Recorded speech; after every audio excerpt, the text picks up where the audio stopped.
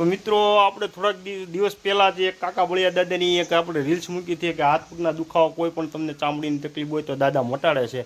અને આજે જો આપણે ભાઈ અનિલભાઈ છે જે પ્રજાપતિ છે એ કયું ગામ તમારું? બોટાદથી આ ભાઈ ને એના ઘરના બે આવ્યા છે. અને શનિવારે માનતા માની હતી, રવિવારે તો. તમે કયા ગામથી આવો છો? બોટાદ. શું છે તમારું નામ? અનિલભાઈ મસોયા. અનિલભાઈ મસોયા. હું તમે દાદાની ક્યારે માનતા રાખી હતી?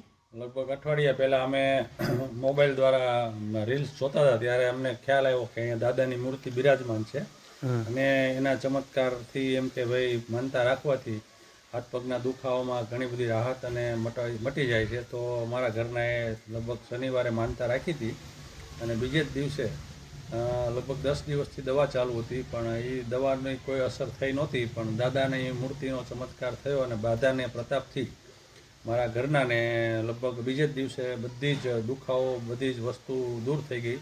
જેથી અમને દાદા ઉપર પૂર્ણ શ્રદ્ધા અને વિશ્વાસ હતો.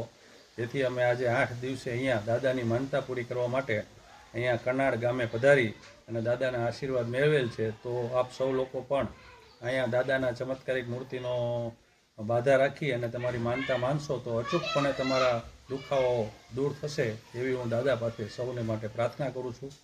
જય કાકા બળિયા.